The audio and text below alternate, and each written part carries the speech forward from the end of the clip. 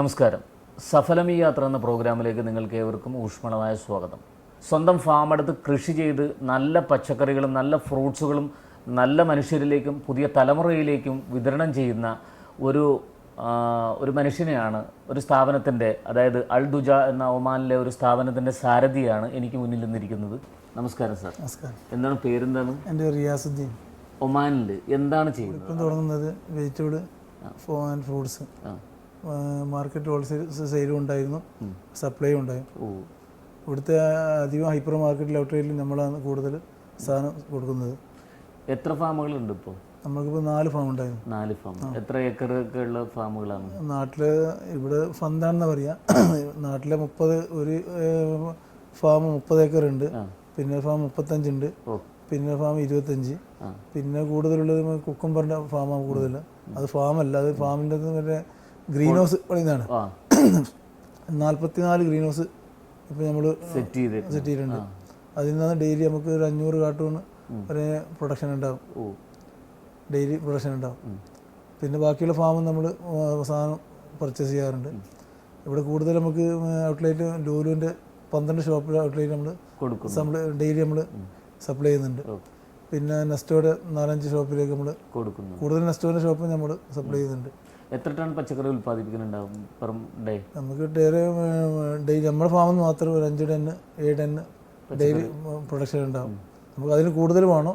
നമ്മുടെ അടുത്ത് ഇല്ലാത്ത സാധനം നമ്മൾ മാർക്കറ്റിൽ നിന്നും ബാക്കിയുള്ള ഫാമിൽ നിന്നും പർച്ചേസ് ചെയ്യാറിട്ടാണ് നമ്മൾ ഈ ഷോപ്പിൽ എത്തിച്ചു കൊടുക്കുന്നത്. എന്തെല്ലാം പച്ചക്കറികളാണ് ഉള്ളത്? എല്ലാ ഐറ്റം വെജിറ്റബിൾ ഉണ്ട്. വെജിറ്റബിൾ എല്ലാ ഐറ്റം നമ്മുടെ അടുത്ത് ഉണ്ടാവും.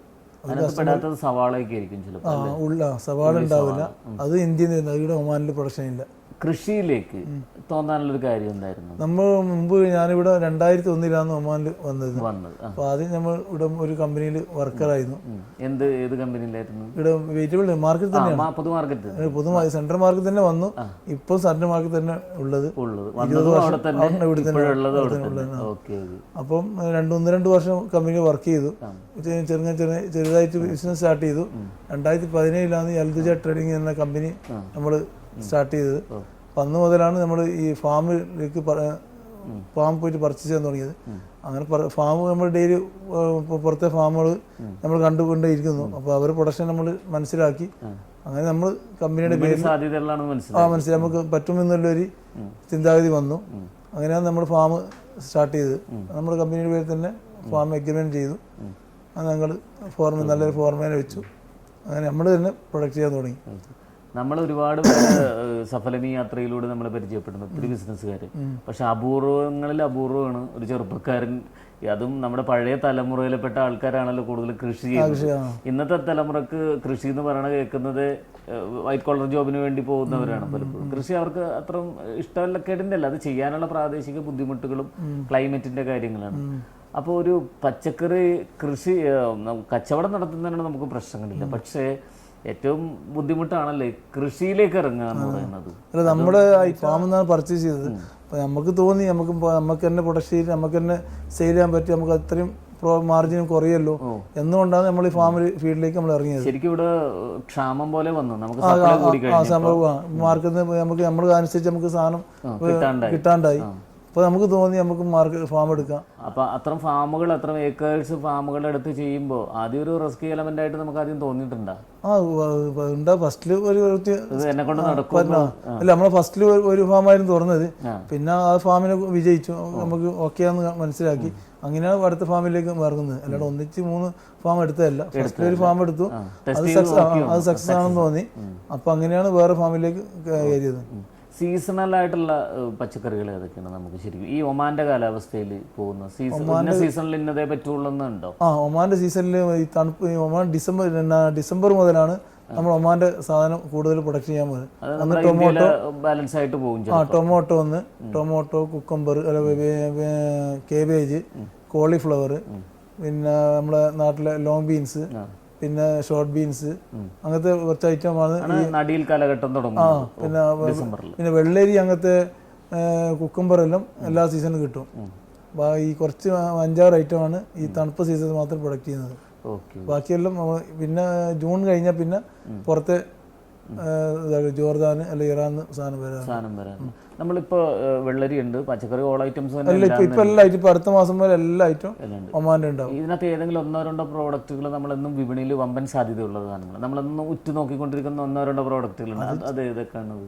കൂടുതലും ടൊമാറ്റോ ആണ്. ടൊമാറ്റോ, അതാണ് ഞാൻ ചോദിച്ചത്. ടൊമാറ്റോ ആണ് കൂടുതൽ പുറത്തേക്ക് പോകുന്നത്. ഇവിടുന്ന് ദുബൈയിലേക്ക് വന്ന 50% ദുബൈയിലേക്കാണ് ഇവിടെ ഒമാന്റെ മാർക്കറ്റ്. മാളിന്റെ ഒരു പ്രത്യേകത എന്ന് പറഞ്ഞാൽ നമ്മൾ ചെറുകിട കച്ചവടക്കാർക്ക് കൊടുക്കുന്നത് പോലെയല്ല മാളുകളിൽ കൊടുക്കുന്നത്. റൊട്ടീനായിട്ട് കൃത്യമായി കണ്ടിന്യൂസ് ആയിട്ട് കൊടുക്കണം. അത് നമുക്ക് തടസ്സങ്ങൾ വരാറുണ്ടോ പലപ്പോഴും? അങ്ങനെ ഒരു റിസ്ക്കും അല്ലേ നമുക്ക്? അത് നമ്മൾ റിസ്ക് എടുത്തിട്ടാണ് നമ്മൾ ഫാമിൽ നിന്ന് അതിന്റെ കണക്കായിട്ട് നമ്മൾ പ്രൊഡക്റ്റ് ചെയ്യുന്നത്.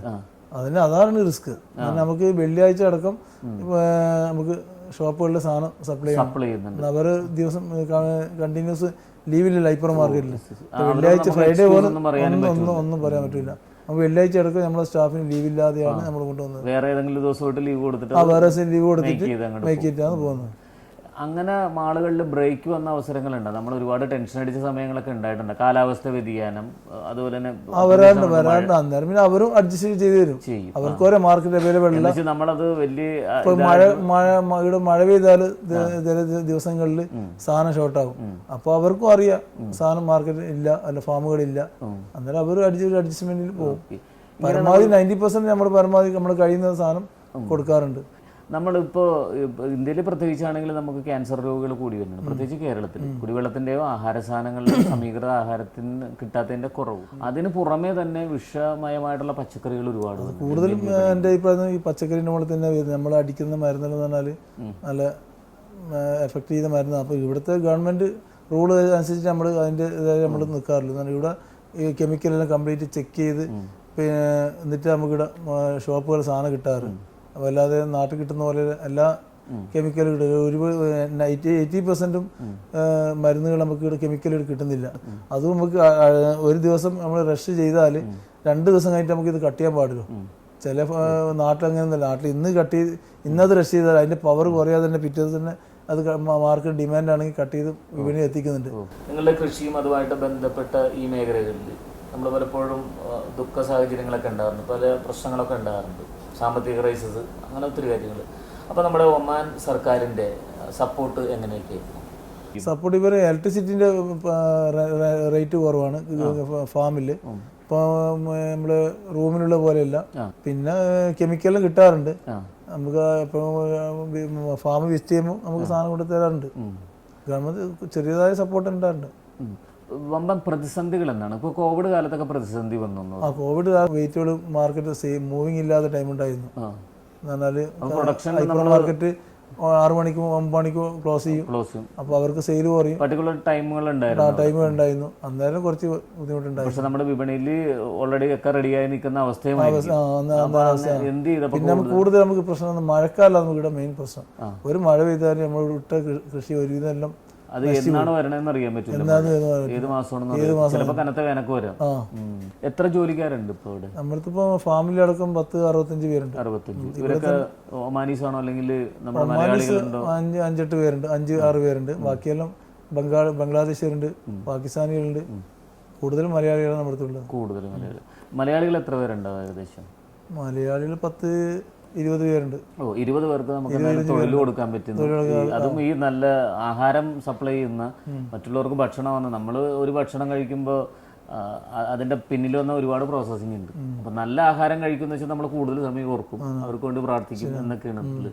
കണ്ണൂരിങ്ങോട്ട് വരാൻ പ്രചോദനമായിട്ടുള്ള ആരെങ്കിലും നമുക്ക് ജ്യേഷ്ഠനായിരുന്നു എന്നെ ഇവിടെ കൊണ്ടുവന്നതും ഇവിടുന്ന് മാർക്കറ്റിൽ കാര്യങ്ങൾ കാണിച്ചതെല്ലാം ജ്യേഷ്ഠൻ തന്നെയാണ്. എന്ന് മുതലാണ് ഇവിടെ വന്നതിന് ശേഷം എൻ്റെ മേഖല ഇത് തന്നെയാണെന്ന് തിരിച്ചറിഞ്ഞതും ഞാൻ ഇതിനകത്ത് ഉറച്ചു നിൽക്കുമെന്നും തോന്നി തുടങ്ങിയ ഒരു കോൺഫിഡൻ്റ് ഉള്ള ഒരു സമയം ഉണ്ടാവില്ല? അതെന്നായിരുന്നു അത്? അത് 3-4-5 വർഷം കഴിഞ്ഞാണ്. അത് ഫാം തുടങ്ങി കഴിഞ്ഞതിന് ശേഷമാണോ? ഈ ഫാം കാണാൻ വേണ്ടി ആൾക്കാർ വരാറുണ്ട്? വരാം. ഞാൻ ഫാമിലിയുടെ കൂട്ടുകാരും പിന്നെ പുറത്തുള്ള ആൾക്കാർ വരാറുണ്ട്. ദുബൈയിൽ നിന്നെല്ലാം നമ്മൾ റിലേറ്റീവ്സിലും വന്നാലും ഫാം കൊണ്ടേക്ക് കാണിക്കാറുണ്ട്. അവർക്കെല്ലാം ഇപ്പം ഈ മാസം തുടങ്ങിയാൽ നല്ലൊരു ഗ്രീൻ ആയി മാറും. കംപ്ലീറ്റ് പച്ചപ്പായിരിക്കും. ഫ്ലവറും കാര്യങ്ങളെല്ലാം വന്ന് കാണാൻ നല്ല ഭംഗിയുണ്ടാവും. ഒരുപാട് ആൾക്കാർ ഇപ്പോഴും കാണാൻ വരാറുണ്ട്. നമ്മൾ അവിടെ വെച്ച് നമുക്ക് വിപണി ഉണ്ടോ? ഇല്ല, അവിടെ നിന്നൊന്നും ഇല്ല. ആവശ്യപ്പെടാറുണ്ട് അവര്? അവിടുന്ന് കൊടുക്കാറില്ല, അവിടെ ഫാമിൽ നിന്ന് സെയിൽ ചെയ്യാറില്ല. ആവശ്യപ്പെടാറുണ്ട്? ഉണ്ടാറുണ്ട്, കൊടുക്കാറില്ല. നമുക്ക് കംപ്ലീറ്റ് നേരെ നമ്മുടെ വണ്ടി പോയി അവിടുന്ന് ലോഡ് ചെയ്ത് രാത്രി കണ്ടുപോകാം. അത് വീട്ടിലേക്ക് നമ്മൾ കൊടുക്കുന്നത് വേറെ, അല്ലാണ്ട് സെയിൽ ചെയ്യാറില്ല. ഇപ്പൊ റെഡ് ലേഡി പോലത്തെ പപ്പായക്കൊക്കെ ഇന്നും ഇവിടെ ഡിമാൻഡ് അതുണ്ട്. റെഡ് ലേഡി പോലത്തെ അത് അപൂർവ ഫാമിൽ, നമ്മുടെ ഫാമിലില്ല. നമ്മുടെ മണ്ണ് യോജിക്കാഞ്ഞിട്ടാണോ? അല്ലല്ല, റെഡ് ലേഡിയുടെ പ്രൊഡക്റ്റ് ചെയ്യുന്നുണ്ട്. ഇപ്പോൾ ഇവിടുത്തെ മാർക്കറ്റ് കംപ്ലീറ്റ് ഒമാൻ്റെ ഗ്രീൻ റെഡ് പപ്പായ തന്നെയാണ്. സ്ട്രോബെറി, പിന്നെ ഈ പപ്പായ, അങ്ങനെ 3-4 ഐറ്റം നമുക്ക് ഇവിടെ വിജയിക്കുന്നുള്ളൂ. അത് മണ്ണിന്റെ ആയിരിക്കും. പിന്നെ വെളിയിൽ നിന്ന് ഈ സമയത്ത് നല്ല റേറ്റ് വെച്ച് നമുക്ക് സാധനം വരാറുണ്ട്. 20 വർഷമായിട്ടുണ്ടാവും ഇപ്പോൾ? 20 വർഷം തുടങ്ങിയിട്ട്. എന്തെങ്കിലും നമുക്ക് തോന്നിയിട്ടുണ്ടോ നമ്മുടെ നാട്ടിൽ ഇതുപോലത്തെ ഒരെണ്ണം നല്ലൊരു പച്ചക്കറി ഇത് തുടങ്ങണമെന്ന്? ആഗ്രഹമുണ്ട്. ഇൻഷാല്ലാ നാട്ടിലൊരു ഭാവിയിലൊന്ന് തുടങ്ങണമെന്ന് ആഗ്രഹമുണ്ട്. ഓക്കെ. ഈ ഇവിടുത്തെ കാലാവസ്ഥയും അവിടുത്തെ കാലാവസ്ഥയും പ്രധാന വ്യത്യാസമായിട്ട് തോന്നിയിരിക്കുന്നത് എന്താണ്? അവിടെ കൃഷി ചെയ്യാനാണോ കുറച്ചും കൂടെ സുഖം ഇവിടെ ഇട്ടാണ്? നാട്ടിൽ ഇതേപോലെ കൃഷി ചെയ്താൽ നാട്ടിൽ നല്ലൊരു ഇതായിട്ട് നമുക്ക് മാറ്റാം. എന്നാലും നാട്ടിൽ നല്ല കാലാവസ്ഥയാണ്. ഇവിടുത്തെ പോലെ ടെമ്പറേച്ചർ ഇല്ല. ഇവിടെ നമ്മൾ ജൂൺ മാസം അങ്ങ് സ്റ്റാർട്ട് ചെയ്താൽ 48 മുതൽ 55 വരെ ഡിഗ്രി ടെമ്പറേച്ചർ കൂടുന്നതാണ്. നാട്ടിൽ അത്രയും ചൂട് വരുന്നില്ല. മാക്സിമം 30-35 ടെമ്പറേച്ചർ വരുന്നത്. അപ്പൊ നാട്ടിലെല്ലാം ഏത് ടൈമിൽ നമുക്ക് വിളവെടുക്കാം. നമ്മുടെ നാട്ടിൽ ഇപ്പൊ കണ്ണൂരാണ്, ഒരുപാട് ഗ്രാമങ്ങൾ ഇപ്പൊ കൃഷി ചെയ്യാനുണ്ട്. ഒരുപാട് പാടശേഖരങ്ങളുണ്ട്. നല്ല മണ്ണാണ്, നല്ല അനുകൂലമായ ബെസ്റ്റ് മണ്ണാണ്. അപ്പോൾ ഇവിടെ നമുക്ക് പറ്റാത്തതും ഇവിടെ പറ്റുന്നതുമായിട്ടുള്ളൊരു ഫാം അവിടെ തുടങ്ങുകയാണെങ്കിൽ നമുക്ക് അവിടെ നിന്ന് ഇങ്ങോട്ട് നമ്മുടെ സാധനങ്ങളൊക്കെ കൊണ്ടുവന്ന് ഇവിടുത്തെ വിപണിയിലേക്ക് എത്തിക്കാൻ അങ്ങനെ ഒന്ന് ആലോചിച്ചിട്ടുണ്ട്? അതിനാദ്യം നമ്മൾ തന്നെ മുമ്പിൽ വേണം. എന്ത് ബിസിനസ് ചെയ്യുന്നത് നമ്മളെ കണ്ണ് തന്നെ ഉണ്ടാവണം, എന്നാലും അത് വിജയിക്കും. അതൊരു നല്ല വിപണി സാധ്യതയായിട്ട് തോന്നണില്ലേ നമുക്ക് ഇവിടെ? ഒരിക്കലും ശരിയാണ്. അത് നമ്മൾ തന്നെ അവിടെ ഉണ്ടാവും. നമുക്ക് ഇവിടുന്ന് വിട്ട് നമ്മുടെ നാട്ടിൽ പോയിക്കാൻ പറ്റില്ല. ചെയ്യാൻ പറ്റും. അതിൽ ഈ കമ്പനി ഞാൻ തന്നെ ഇതിൽ കംപ്ലീറ്റ് മാനേജ് ചെയ്യുന്നതും എല്ലാം ഞാൻ തന്നെയാണ് നോക്കുന്നതെല്ലാം ഞാൻ തന്നെയാണ്. പിന്നെ നമ്മുടെ സ്റ്റാഫ് എല്ലാം നമ്മുടെ കമ്പനിക്ക് വേണ്ടി എല്ലാം സപ്പോർട്ട് ചെയ്യുന്നുണ്ട്. അതാണ് നമ്മുടെ കമ്പനിയുടെ വിജയം. എന്റെ ഫാമിലി, എന്റെ ജ്യേഷ്ഠനുണ്ട്, 2 സിസ്റ്ററാണ്. അങ്ങനെ ഒരു സഹോദര ബന്ധം വലുതാണ് അല്ലേ? അത് പ്രത്യേകിച്ച് മലബാറിൽ നിന്ന്, വടക്കൻ മലബാറിൽ നിന്ന് പ്രവാസിയായിട്ട് ഇങ്ങോട്ട് വരുന്ന ഒരു സഹോദരന്മാരാരും കൈവിട്ടിട്ടില്ല. എങ്ങനെയാണ് നിങ്ങൾ തമ്മിലുള്ള സ്നേഹബന്ധങ്ങൾ? എത്ര വയസ്സിന്റെ ഡിഫറൻസ് ഒക്കെ ഉണ്ട്?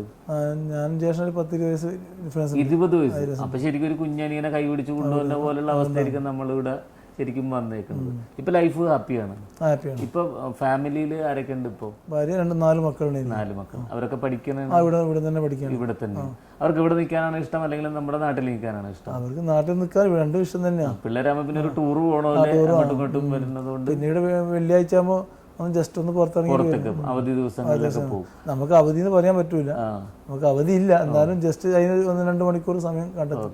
ഒരുപാട് പേര് ഇപ്പോൾ ബിസിനസ്സിലേക്ക് വരാൻ ശ്രമിക്കുന്നുണ്ട്. പക്ഷെ വളരെ അപൂർവമാണ് ഈ പച്ചക്കറി, ഈ പൊതു മാർക്കറ്റ് പോലുള്ള കാര്യങ്ങളിലേക്ക് വരുന്നത്. പ്രത്യേകിച്ച് നമ്മുടെ ഫാമുകൾ നടത്തി അതിനകത്തുനിന്ന് വിപണി കണ്ടുപിടിക്കുക, അത് റൊട്ടീനായിട്ട് മുടങ്ങാണ്ട് കൊടുക്കുക എന്ന് പറയുന്നത് സാധാരണ ഒരു ബിസിനസ് ചെയ്യുന്നത് പോലെയല്ല.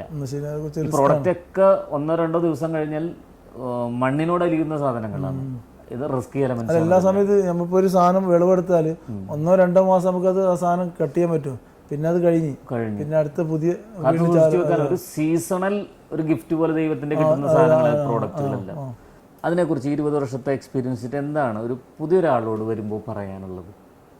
ഈ കൃഷി എന്ന് പറഞ്ഞാൽ ഒരു നമുക്ക് വീക്കെൻഡിൽ അവിടെ പോയി കാണാനും അത് ആസ്വദിക്കാനും ഒരു രസം തന്നെയാണ്. നമുക്ക് ആഴ്ചക്ക് നമുക്ക് വെള്ളിയാഴ്ച ദിവസം ഫാമിൽ പോകാത്ത ദിവസം വെള്ളിയാഴ്ച നമുക്ക് മസ്റ്റായിട്ട് പോകുന്നതാണ്. അപ്പോൾ അത് ഈ ഫീൽഡ് ഇറങ്ങിയവർക്ക് അതിൻ്റെ മനസ്സിലാവും. എന്നാൽ നമുക്ക് പണിക്കാർക്ക് കാര്യങ്ങൾ അറിയാനും ഈ കൃഷിയുടെ കാര്യങ്ങൾ നോക്കാനും പിടിക്കാനും ഒരു മൊത്തത്തിലൊരു റൗണ്ടിങ് വേണം. എല്ലാ ഏരിയയും പോയി ചെക്ക് ചെയ്യാനും ഒരു രസം തന്നെയാണ്. അപ്പോൾ അറിയാനൊന്ന് അത്രയും അവർക്ക് അനുഭവിച്ചവർക്ക് അത് മനസ്സിലാവും. ഇടയ്ക്ക് ആ ഫാമിലോട്ട് പോകുമ്പോൾ കാണുന്ന ഒരു കാഴ്ച തന്നെ നമ്മുടെ മനസ്സിന് കുളിര് നൽകുന്നു. പച്ചയായ മണ്ണിൽ കൃഷി ചെയ്യുന്ന പച്ചയായ ഒരു മനുഷ്യനെ പരിചയപ്പെടാൻ സാധിച്ചതിലും മണ്ണിനെക്കുറിച്ചും വിപണിയെക്കുറിച്ചും ഒരുപാട് കാര്യങ്ങൾ നമുക്ക് ഡിസ്കസ് ചെയ്യാനും വളരെ ലളിതമായ ഭാഷയിൽ പറഞ്ഞു തരികയും ചെയ്യുന്ന സാറിന് ഒരുപാട് സന്തോഷമുണ്ട്, ഒരുപാട് സ്നേഹമുണ്ട്. Okay, thank you.